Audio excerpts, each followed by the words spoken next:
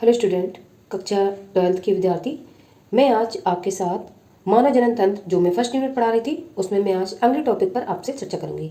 आज मैं आप लोगों के साथ फीमेल रिप्रोडक्टिव सिस्टम इसको विस्तार से बताऊंगी और इसका चित्र बोर्ड में कैसे बनाना है और आंसर राइटिंग बोर्ड में किस तरीके से करनी है वो आज मैं आप लोगों के साथ साझा करूंगी।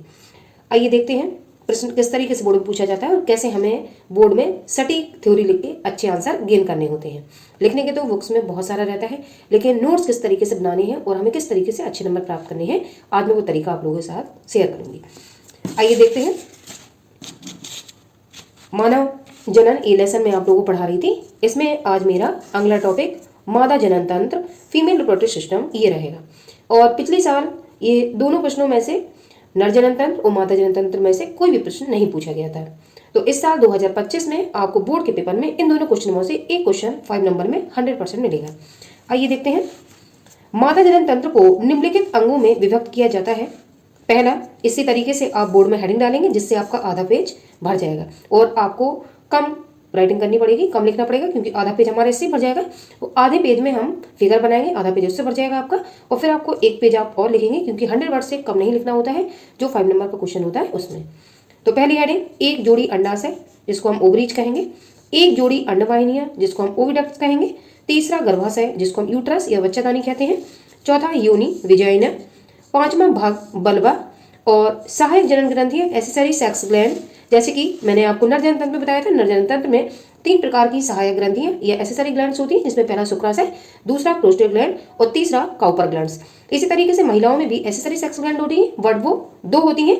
एक जोड़ी वार्थुलन की ग्रंथियां, ये नर में जिस तरीके से काउपर ग्रंथियां थी वैसे ही ये मादा में वार्थुलन ग्रंथियां हैं, और एक जोड़ी स्तन ग्रंथियां। तो सहायक जनन ग्रंथियों में महिलाओं में सिर्फ 2 ग्रंथियां पाई जाती हैं जबकि पुरुषों में ही 3 ग्रंथियां पाई जाती हैं। आइए अब चित्र के माध्यम से हम समझने का प्रयास करते हैं किस तरीके से फीमेल रिप्रोडक्टिव सिस्टम हमें तैयार करना है। ये फीमेल रिप्रोडक्टिव सिस्टम है। इसमें पहली हेडिंग मैंने आप लोगों को एक जोड़ी अंडाशय बताया जो कि जिसको हम ओवरीज कहेंगे। अंडाशय ये दोनों आपको दिखाई दे रहे होंगे। मादा में एक जोड़ी अंडाशय प्राथमिक लैंगिक अंग है, जैसा कि मैं पिछले वीडियो में आपसे चर्चा कर चुकी हूँ। प्रत्येक अंडाशय चपटा होता है, श्वेत होता है क्रीम कलर का और बादाम की आकृति का हमें दिखाई देता है। यह लगभग 2 सेंटीमीटर लंबा होता है और 2 सेंटीमीटर ये चौड़ा होता है तथा 1 सेंटीमीटर मोटा होता है। अंडाशय में क्या होता है? अंडाशय में अंडाणुओं का निर्माण होता है तथा ये मादा लैंगिक हार्मोन एस्ट्रोजन और प्रोजेस्टेरोन के स्त्रावण में भी सहायता करता है।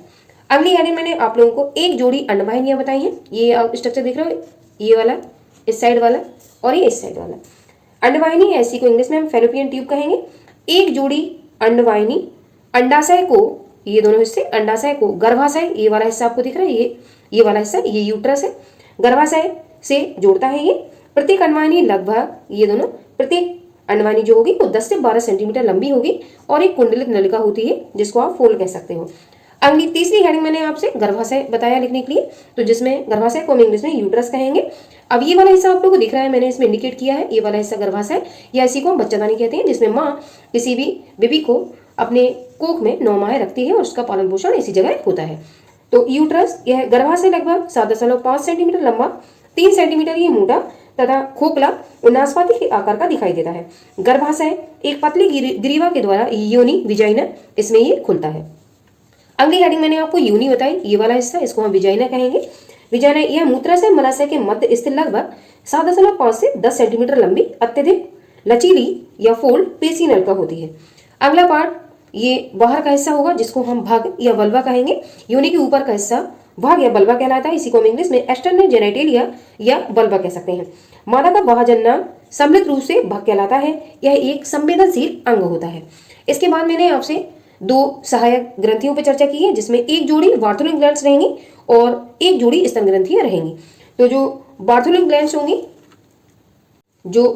ग्लैंड्स होंगी वो मूत्रमार्ग की दीवार में एक श्लेष्मा का स्त्रावण करती हैं। श्लेष्म एक चिपचिपा पदार्थ होता है और सेम के बीच के आकार की ग्रंथियां दिखाई देती हैं। इन्हें बार्थुलिन ग्रंथि कहते हैं। ये जिस तरीके से नर में काउपर ग्लैंड्स होती हैं वैसे ही मादा में ये आपकी बार्थुलिन ग्लैंड्स होती हैं। दूसरी सहायक ग्रंथियां, इनको हम इंग्लिश में मेमेरिस ग्लैंड कहेंगे। एक जोड़ी स्तन ग्रंथियां वक्ष के अधर भाग पर स्थित होती हैं। ये दुग्ध स्त्रावण करने वाली ग्रंथियां होती है। शिशु जन्म के बाद इससे जो प्रथम स्तन निकलता है उसको हम कोलेस्ट्रम के नाम से जानते हैं, जो बच्चे के लिए बहुत पोषक पदार्थ का काम करता है जिससे बच्चे में इम्यून सिस्टम ठीक है, डेवलप होता है। अब हम थ्योरी देखेंगे किस तरीके से हमें थ्योरी लिखनी है। पहली हेडिंग अंडाशय, जिसको हम कहेंगे ओवरीज। मादा में एक जोड़ी अंडाशय प्राथमिक जनन अंग होते हैं। ये मैं पिछले वीडियो में आपसे चर्चा कर चुकी हूँ कि प्राथमिक जनन अंग में अंडाशय होते हैं, महिलाओं में और पुरुषों में वृषण होते हैं। प्रत्येक अंडाशय चपटा, श्वेत और बादाम की आकृति का होता है। यह लगभग 2 सेंटीमीटर लंबा, 2 सेंटीमीटर चौड़ा तथा 1 सेंटीमीटर मोटा होता है। अब मैंने जितना आपको नोट्स में बताया, इसमें से आप कोई भी 2 लाइनें ले सकते हैं, जैसे आपको आंसर राइटिंग करने में आसानी रही। आप सारा कुछ नहीं याद कर सकते, आप प्रत्येक हेडिंग से 2-2, 3-3 लाइन लेते जाइए और आप चित्र बनाएंगे और आप हेडिंग एक पेज में डालेंगे। इस तरीके से आपके 100 से अधिक शब्द तैयार हो जाएंगे और आपका 2.5 पेज का मैटर ये प्रिपेयर हो जाएगा। अगली हेडिंग देखेंगे। मैंने नोट देकर महिलाओं में जो हार्मोन रिलीज होते हैं उनको लिखा हुआ, क्योंकि ये इंपॉर्टेंट टॉपिक है।